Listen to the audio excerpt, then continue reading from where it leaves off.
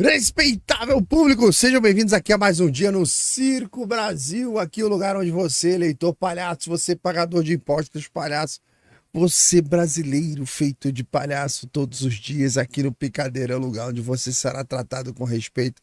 E aqui ninguém vai tentar te fazer de palhaço, embora notícias e fatos que nós vamos comentar aqui foram protagonizados e produzidos por gente que não só te considera um palhaço, mas essa turma toda acredita piamente que somos todos simples babacas, otários, pagadores de impostos e eleitores palhaços. E sendo assim, cá estou eu, vestido a caráter, com a cara do brasileiro, fantasiado de brasileiro, para que a gente possa conduzir essa manhã aqui com as notícias e fatos interessantes que aconteceram de ontem para hoje.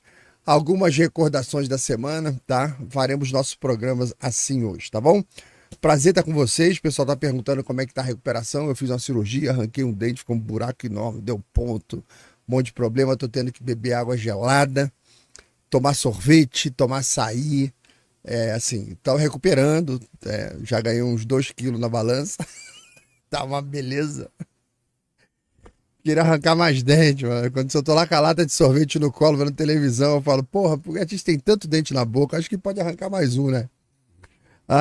Então, não pode tomar álcool não beber álcool não pode fumar, não pode beber álcool, não pode ter um monte de coisa que não pode, ter um monte de recomendações aí na recuperação. O meu problema é que você tem que estar o tempo inteiro com coisa gelada na boca. Cara, isso faz mal pra garganta. Pra quem fala, né? Pra quem fala, né? Então, eu tenho que me poupar. O cara falou, ó, tenta ficar uns 3 dias sem falar. Eu falei, oi? O meu dentista, de vez em quando, me acompanha nas redes sociais. Fala, oi? Eu sei que é difícil, mas tenta dar uma maneirada e tal. Eu falei, porra, essa é a parte mais difícil. É a mais complicada. O Brasil enlouquece a gente, né? Como é que a gente vai ficar sem falar? Mas aí rola aquela crise de abstinência, né? Abstinência, tanta coisa para comentar. A gente fica falando sozinho com o noticiário, fico lá falando com a televisão, fico falando com aqui a tela do computador, fico falando com todo mundo sozinho, porque tá no sangue, né, cara? Tá no sangue. Eu lembro a minha mãe em casa escutando a Rádio Globo de manhã, aí, como é que era o nome do locutor? Esqueci o nome do locutor. Cara, ela batia altos papos com o rádio. Não, ela falava, não é assim não, fulano é filha da puta, não sei que ela não presta. Esse cara tá errado. Eu ficava lá conversando com o radinho, fazendo comida de manhã. É isso aí. Beleza? Então vamos lá. Vamos em frente aqui. Eu vou dar o bom dia para vocês já já. Só lembrando o seguinte, hoje eu vou sortear 2 livros para vocês, né? Que eu ainda tô dando saída, né, a todos os livros que foram sorteados aí nas últimas semanas.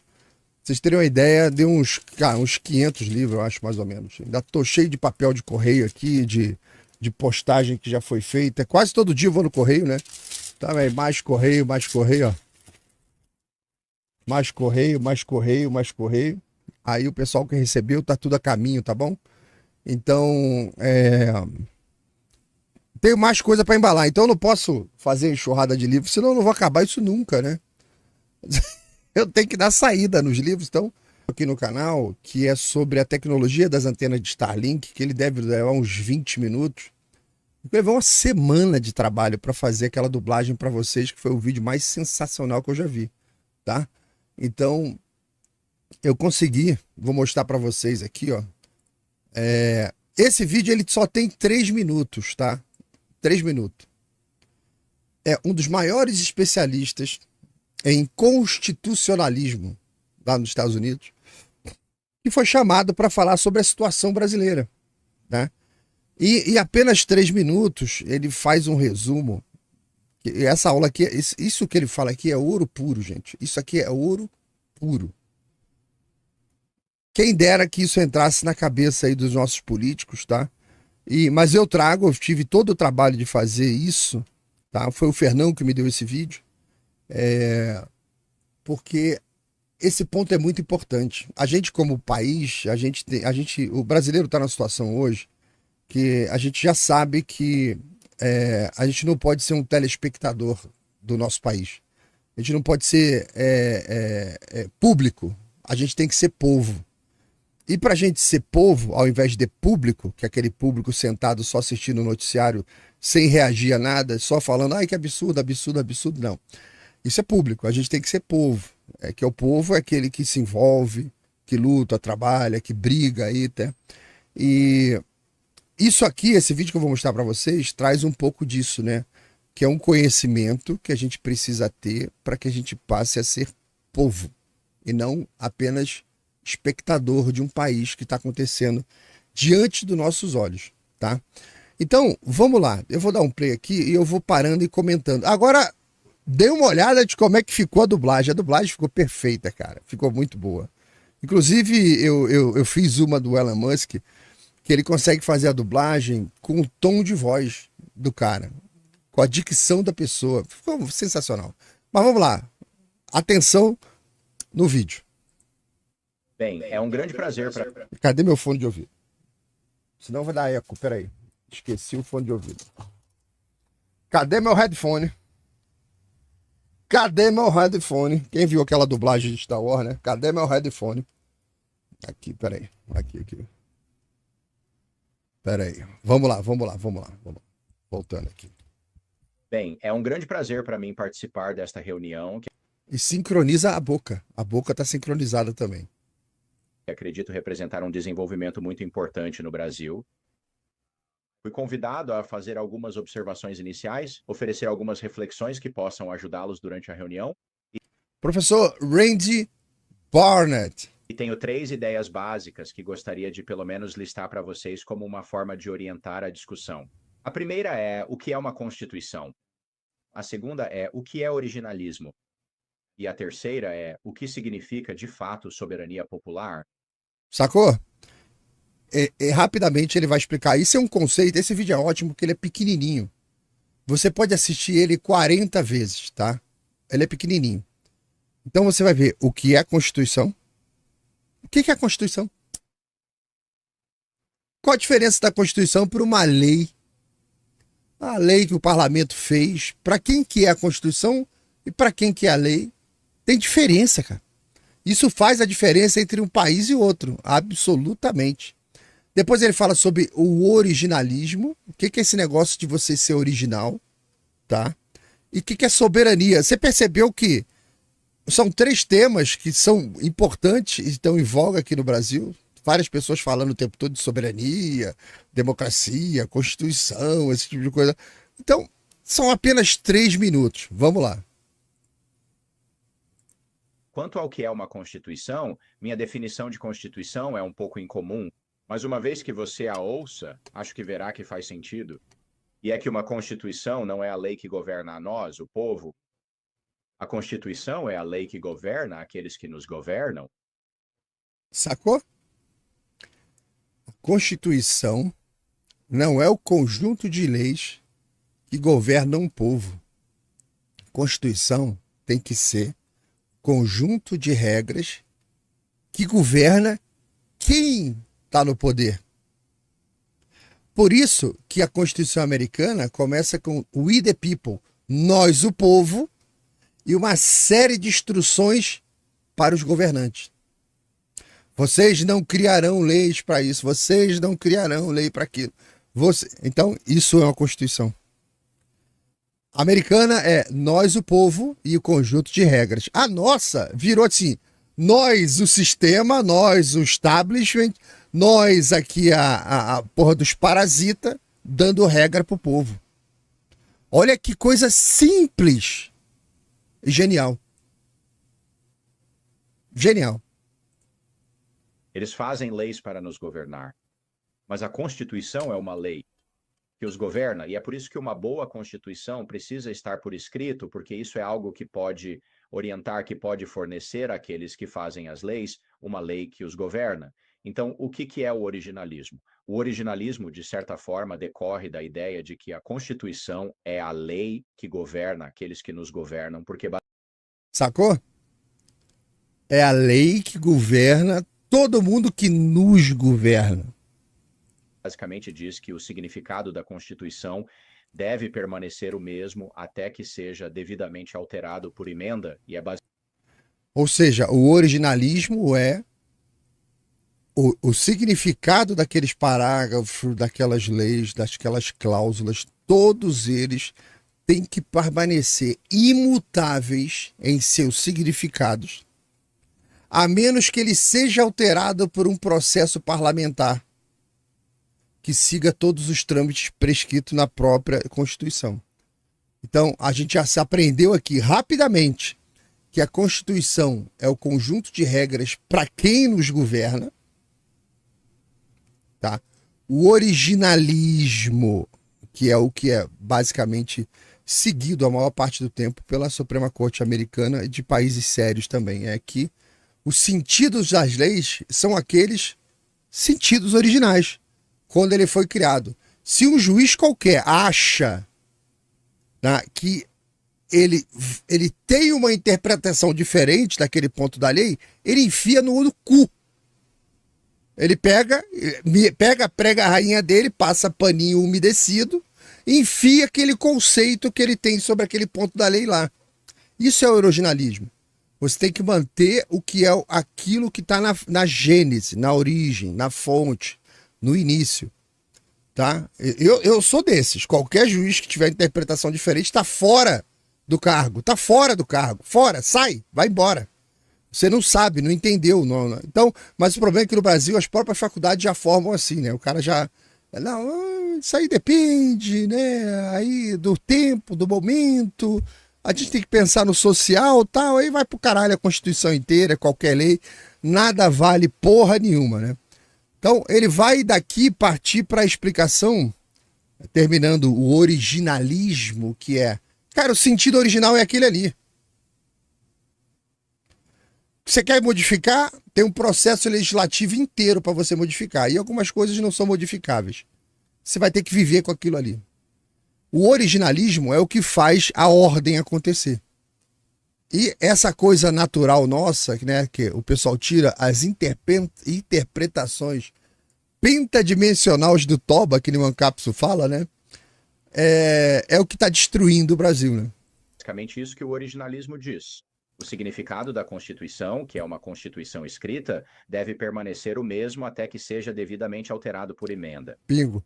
E a razão pela qual ela precisa ser devidamente alterada por emenda é porque aqueles que devem ser governados pela lei não podem mudar a lei que os governa, assim como nós não podemos mudar as leis que eles fazem para nos governar sem passar pelo processo legislativo. Portanto, eles precisam passar pelo processo de emenda para mudar a lei que os governa, e nós temos que passar Não é o pelo juiz. processo legislativo para mudar a lei que eles fazem para nos governar. O originalismo apenas os obriga a respeitar o significado da Constituição que está fixado no momento em que ela é promulgada.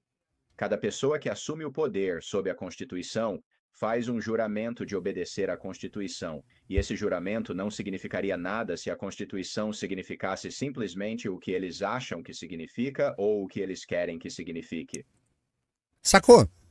O juramento que é prestado à Constituição, hoje no Brasil, quando um juiz assume o seu cargo, essas cerimônias que a gente vê por aí, em tudo quanto é lugar, se qualquer um pode interpretar o que quiser da Carta Magna brasileira, de que vale essa porra desse juramento? Você tá jurando o quê? Se essas palavras que estão aí podem ser interpretadas por qualquer um do jeito que quiser. Tem 11 na Suprema Corte, cada um tem sua versão dessa porra.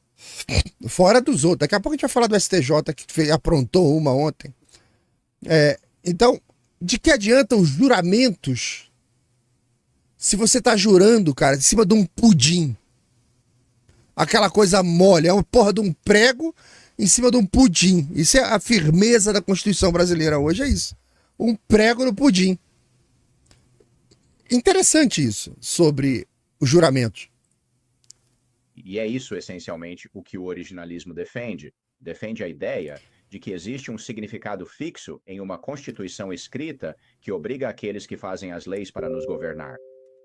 E eles não podem mudar isso a menos que passem pelo processo de emenda que está estipulado ou identificado nessa Constituição. E tudo isso se relaciona com a soberania popular, porque soberania popular é a ideia de que, em última análise, o povo é quem é soberano. E Soberania! Essa é a melhor parte. O que é soberania popular? existem duas correntes concorrentes. Visões ou versões do que significa soberania popular, e eu as chamo de visão coletiva da soberania popular e a individual. Sacou? Soberano é o povo. A soberania está no povo. Todo mundo existe para servir ao povo. Toda a máquina do Estado surge na sua história para servir ao povo. Lembra? Eu fiz um desenho, ó, esse vídeo eu vou colocar ele no YouTube, eu coloquei no Twitter ontem, tá? Esse vídeo vai parar no YouTube ainda hoje, tá? Para que vocês possam compartilhar. Deixa eu mostrar uma coisa para vocês que é a seguinte, tá? Já falamos sobre isso algumas vezes aqui, tá?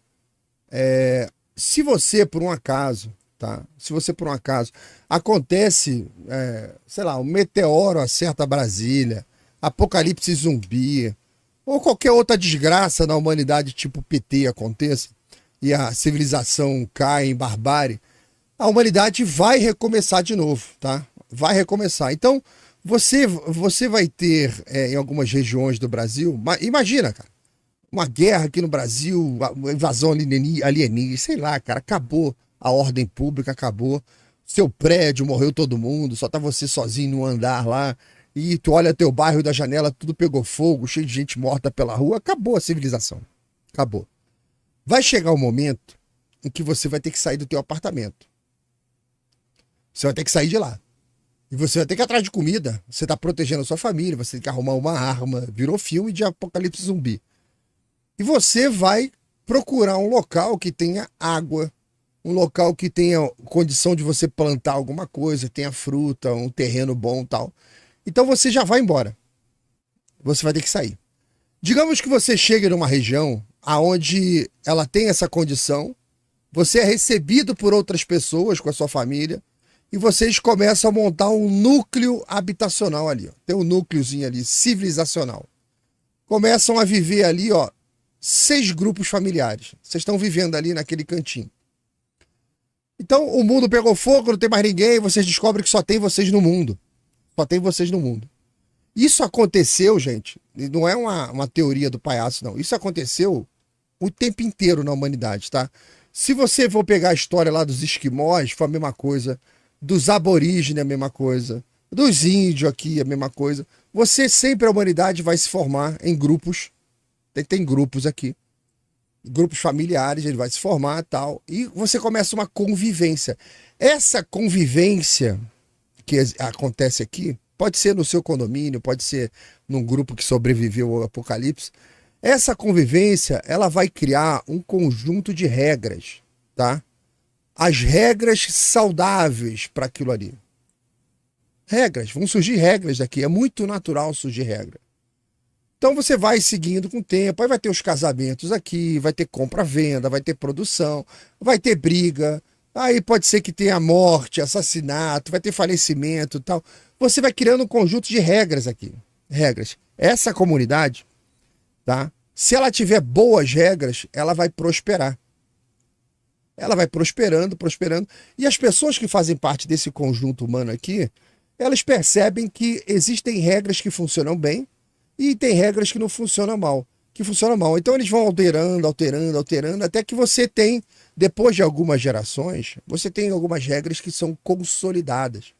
E se esse grupo aqui continuar crescendo, crescendo, crescendo, crescendo, vai chegar um momento, tá?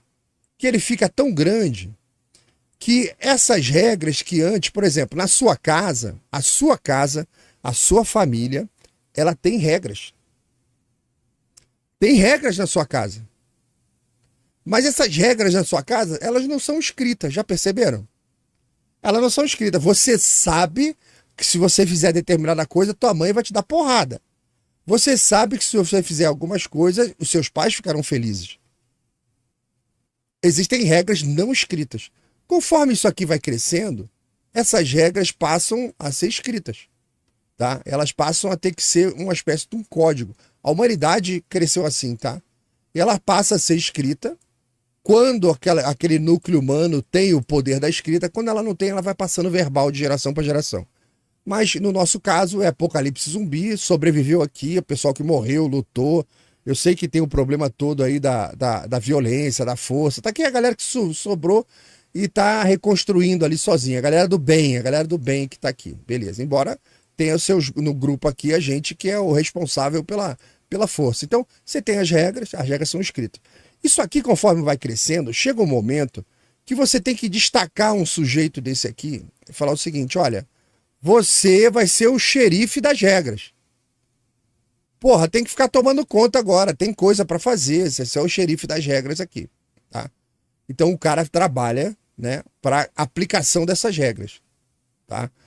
E conforme isso vai crescendo, você tem que começar a escolher algumas pessoas para que elas sejam, tá, os guardiões dessas regras, porque essas regras podem ser que elas tenham que ser alteradas, pode ser que coisas novas tenham que ser incluídas.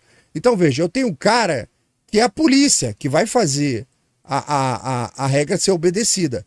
Mas eu tenho os sábios, geralmente são os sábios da vila, que eles são os caras que interpretam essa regra, ou o cara que vai fazer a análise do caso. Ó, fulaninho aqui, né, ele não pagou aqui a melancia que ele pegou do ciclaninho ali e tal, isso aqui infringe alguma regra, vai ter um cara que vai fazer a interpretação desse caso, tá? Então você tem a polícia e isso é muito natural. Surge o cacique ali, o cara que é o centro, o cara que é o líder, né? O cara que vai fazer a interpretação das coisas para que aquela pequena sociedade progrida. Conforme isso aqui vai crescendo, aí você lembra, esse conjunto de regras, eles estão conectados com os valores morais desse grupo, com a tradição desse grupo, com a prática desse grupo. Tudo que saiu que veio parar nesse papel, ele tem uma história dentro desse grupo humano. Então tudo veio parar no papelzinho escrito. Então, o policial não inventa a regra, tá? E nem esse cara aqui de baixo, que seria um juiz, um legislador, ele também não pode tirar nada da prega rainha, não. Ele tem que trabalhar focado no que é a tradição, no que é a moral daquele grupo. Então, quando a humanidade avança, e você vai criando as estruturas maiores hoje em dia, que você tem a tripartição dos poderes e por aí vai, lembra que o seguinte, sempre, independente de você ter executivo, de você ter legislativo, de você ter o judiciário, tudo isso, desde nas suas origens, não pode se desconectar da tradição, da moral do povo, dos hábitos, dos costumes, está tudo ligado, está tudo ligado. Então a ligação é direta. Então quando esse conjunto das três letrinhas trabalham para o povo, você está apenas dando continuidade a um ciclo de evolução que tem sua origem lá no início da formação desse grupo humano. Então se você mantém a tradição, se você mantém os costumes, você mantém todas aquelas regras, fizer aquela sociedade crescer, você ainda está como legislativo, executivo, judiciário, conectado com o seu povo, conectado com a sua tradição, conectado com o seu país. Quando você separa isso aqui, que é o caso brasileiro de hoje, que é terrível, quando você chega aqui e você faz essa desconexão, e aqui o executivo inventa o que quer, tá? Faz o que quer aqui. O legislativo, o judiciário, todo mundo faz o que quer nessa porra. O que você gera?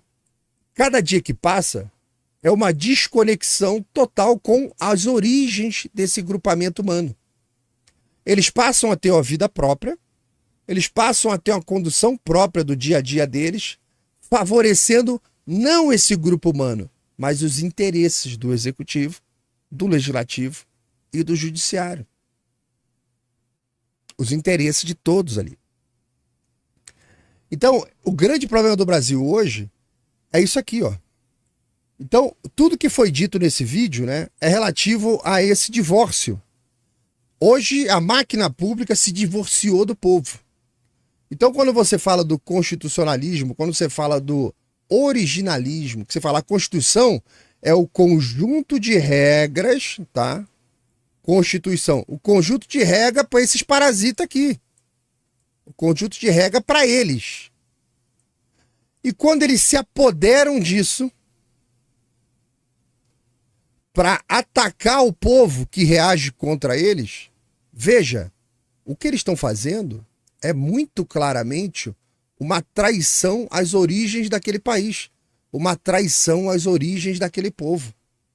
Porque ele está usando apenas uma engrenagem burocrática, para atacar a qualquer um que queira regulamentar isso, queira regularizar isso, queira consertar isso. Então, esse divórcio, tá? Que esse vídeo comenta sobre isso, é o que é o originalismo, que essa Constituição que está aqui, ela tem uma série de conceitos e valores para regulamentar a atividade dessas 3 letrinhas aqui, tá? Isso aqui foi autorizado pelo povo do lado de cá. Esta Constituição, ela não pode estar desconectada, tá? Desse primeiro conjunto inicial de regras. E esse conjunto aqui de regras é o quê? É a tradição, os costumes, todos os bens e materiais aqui que esse pequeno grupamento humano conseguiu produzir ao longo da sua própria história. Tem que acontecer uma conexão entre essa carta, tá?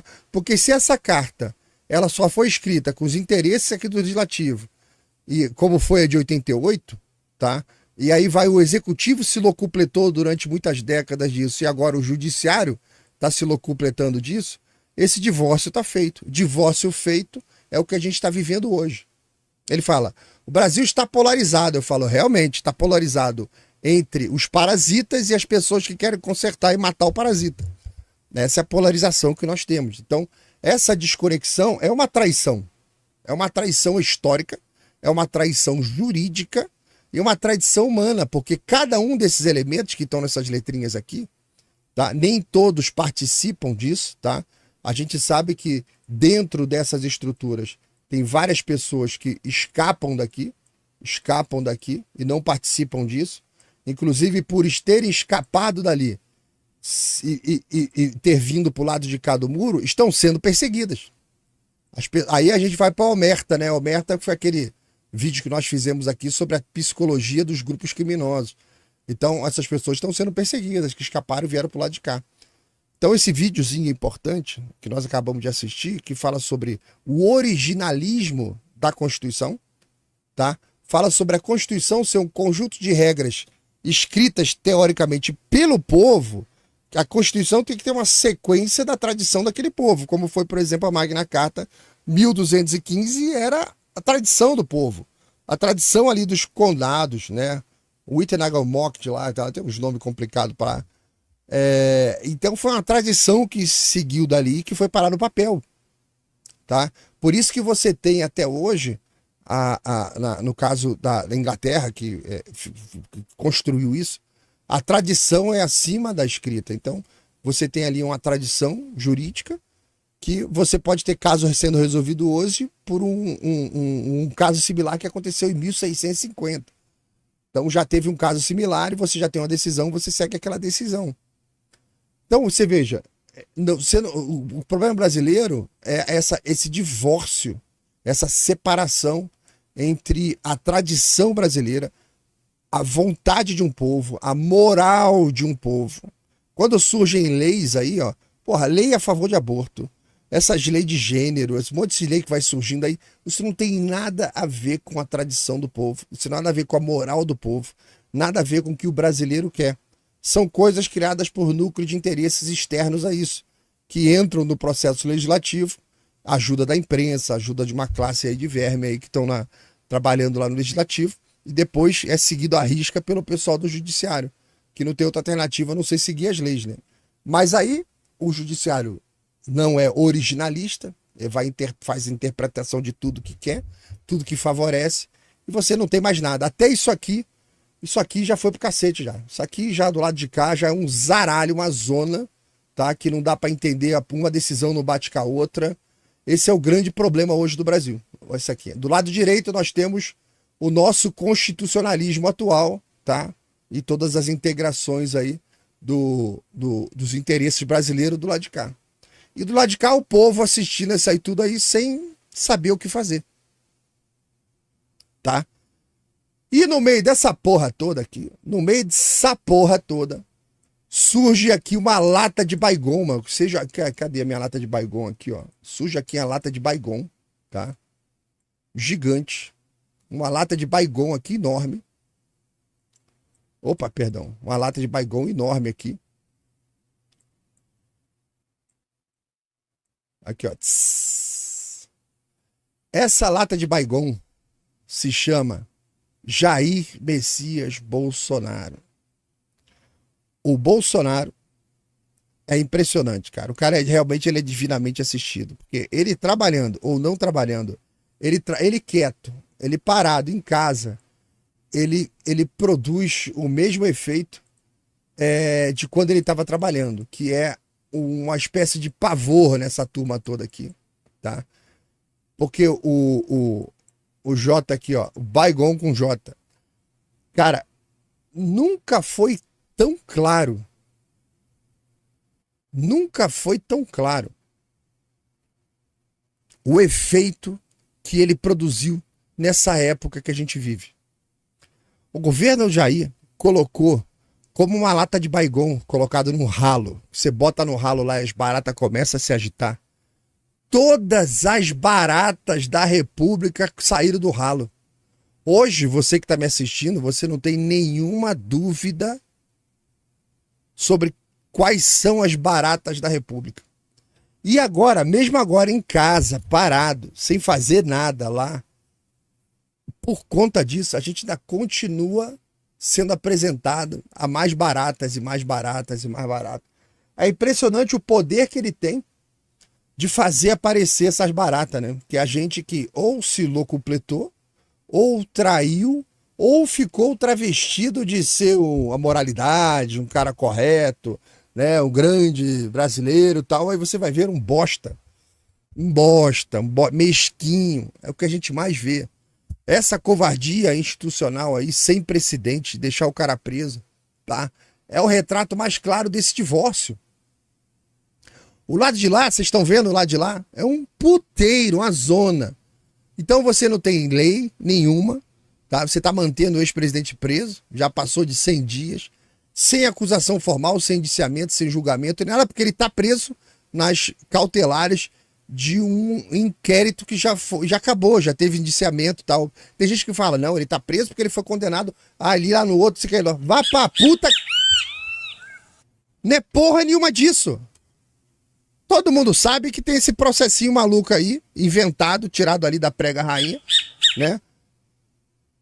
As cautelares que estão deixando o Jair em casa são da porra do inquérito que ele não foi indiciado.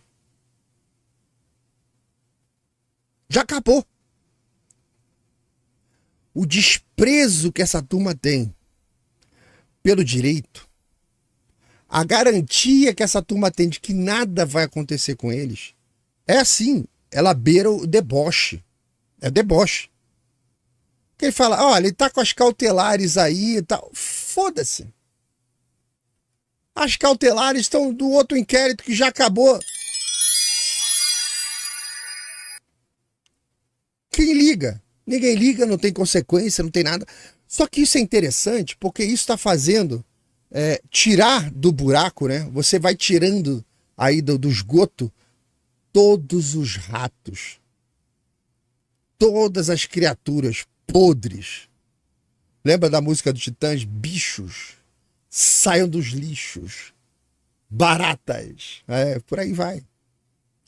Então você vê, o cara tá preso lá, na cara de todo mundo, ninguém se revolta, tá tudo bem, tá tudo tranquilo. Os juristas, né? Nós vimos essa semana o Dávila falando, não, eu vou ter que cumprir a pena, regime fechado, e a direita precisa se unir. Então isso aí que a gente tá vendo não é apenas abuso de poder, é covardia generalizada, covardia. Quem deveria reagir não reage. Pusilânimes, covardes. Qualquer um que abra a porra da boca atrás de uma solução que não seja anistia. Anistia porque foi o que restou, né? O certo era cancelamento dessa merda toda. Qualquer um que tenta ir para a próxima fase sem resolver o que está acontecendo agora é pusilânime. É covarde. A imprensa, essa porcaria, viveu décadas aí arrotando. Não, nós somos os guardiões da liberdade, nós estamos aqui, o quarto poder, tal. Não, a imprensa tem que vigiar, editorial pra lá, editorial pra cá. Essa semana teve editorial do Estadão, achando esquisito que o Xandaré tá fazendo o julgamento do Tagliaferro. Aí faz um editorial lá assim, tá naquela página de dentro. Covardes. Mas palhaço, mas já fez um editorial, o que você quer? Cara, tu tem que estampar na primeira página, letras garrafais. Ditadura. Vivemos numa porra de uma ditadura. Todas as letras ocupando a primeira página inteira. O Brasil acabou. Constituição de 88 foi pro saco, acabou. Ditadura enorme. Pra ver se alguém acorda, né, cara? Ah, não, tem um editorial lá na terceira página. Ah, cara, tu volta na página 10ª. Já tá o pessoal lá do mesmo jornal lambendo o saco do governo, pô. Lambendo o saco do judiciário. Então, cara, foi um erro do editorial. Um erro. O jornal inteiro é merda, lambendo o saco do sistema. E se você tem um editorial lá... Os editores do jornal estão presos, trancados numa sala lá, e o pessoal botando comida debaixo da porta, né? A publicação do editorial foi caridade. O pessoal fez um movimento de caridade para os donos do jornal. Tadinho, eles estão presos lá dentro, vamos publicar alguma coisa.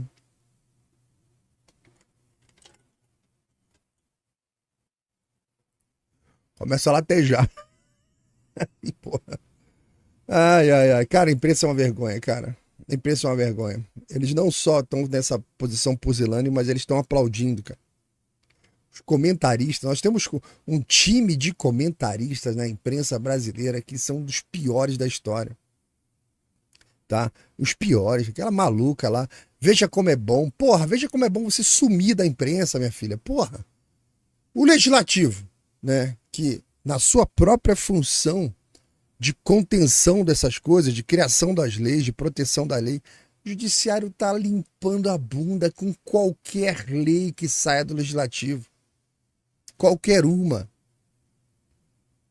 Não adianta, putz, o legislativo votou a aprovação da urgência da anistia. O que o Mota fez? Limpou a bunda. Porque em sua maioria é todo mundo criminoso no legislativo. Estão todos cagados com alguma coisa. E os que não são criminosos, o judiciário inventa processo para amordaçar o cara. A casa não reage, tá de 4 na esplanada. E o judiciário que tinha que ser o guardião dessa porra toda, de toda a legalidade, o judiciário que era esse cara aqui de baixo, cara. Esse cara aqui, ó, que era o guardião, para manter essa tradição. O que esse cara faz? Ele usa a estrutura do judiciário, usa a polícia para perseguir todo mundo aqui. Para perseguir todo mundo que reclamar dessa estrutura que eles criaram aí, do lado de cá.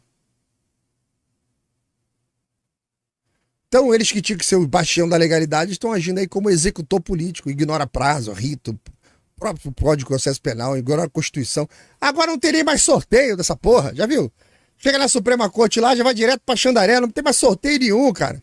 Enfiar a porra do sistema no meio do olho. Não tem aquele sistema que distribui os processos? Ah, se foda aquela porra. Tem mais nada, tá tudo uma palhaçada, cara. Mas lembra, não é só Bolsonaro, tem um monte de gente, cara. Bolsonaro é a ponta de lança, é o cara que tá à frente, que a gente tá vendo o que tá acontecendo. É o principal vítima daquilo ali. Mas, gente, são milhares de pessoas. Você vê, quando a lei deixa de valer para um, deixa de valer para todo mundo.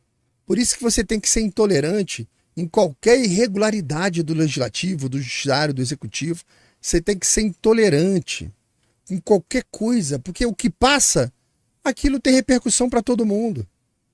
É uma covardia coletiva que a gente vive hoje, juízes, parlamentares, jornalistas, e todos eles dizendo que protegem a democracia. Estão todos numa suruba. E eles falam que é em nome da virgindade. Eles estão enterrando aquilo que eles dizem que protegem. Então, é uma fase nojenta que a gente está vivendo, cara. Que fase nojenta. Beleza?